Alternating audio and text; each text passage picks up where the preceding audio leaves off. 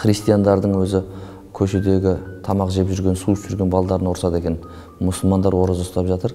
Сендер неге көшеде күндіз су ішіп, тамақ жеп, нан жеп, мұсылмандардың оразасына кедергі келтіріп жүрсіңдер, көрсет деп ұрсатын бір әйгілі әңгіме бар ғалымдардан. Сол сияқты бұл арақ ішетін, темекі шегетіндердің өзі ораза ұстамаса да, арағын қойып, темегін қойса да, оған үлкен рахмет айтамыз. Бұл жүрегінде бір иманы бар адамның тірлігі.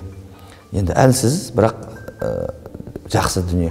Енді одан да жақсысы оразасын ұстап, ары қарай соны мүлдем қойып кетуге негізінде Құдай тағалам бір не көрсетіп тұрған еді негізінде. Бір ай қойып қойған нәрсені ары қарай жалғастырып қойып кетуге болады негізінде. Мысалға өзі баласына ақша шығарып, баласына киім әпереді.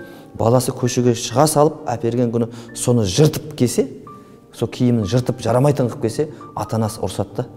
Біз осыған қандай еңбек етіп, сол ақшаны ішіп жемей саған киім әпердік қой. Неге жыртасың, неге талқандайсың деп ұрсады.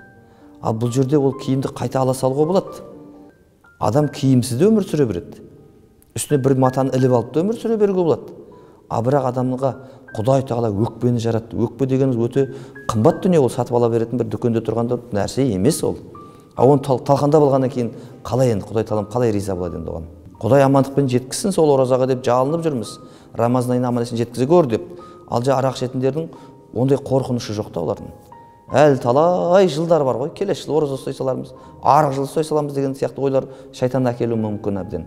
Соттан Алладан қорқайық, мүмкіндігінше ертерек тазаланып, сол 40 күн аман жүріп, тазалықта жүріп, кейін ораза аман есен кіріп келген кезде сол оразаны қабыл болатындай, көп дұғалар жасап қалатындай жақсылықпен өткізуді Алла бәрімізге нәсіп етсін. Міне сол оразада Раббым мына арақ ішіп жүріп әйел бала шағама жексұрын болдым, арақ ішіп жүріп басқа жақсы адамдарға жексұрын болдық.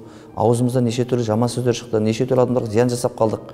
Раббым осы оразаның құрметіне біздің дұғаларымыз қабыл етіп, осы жаман нәрседен өзімнің де бүкіл ұрпақтарымда аман болуын нәсіп етші деп сұрап, енді оразадан кейін ары қарай мүлдем татып алмайтындай жақсы амалмен сол күйі шығып кететін болса, міне Алла тағаланың сондай бір рахымына бөленген, Құдайдың ризалығына бөленген, өсіп өнген бір керемет жандардың қатарынан табылатыны сөзсіз болады иншалла.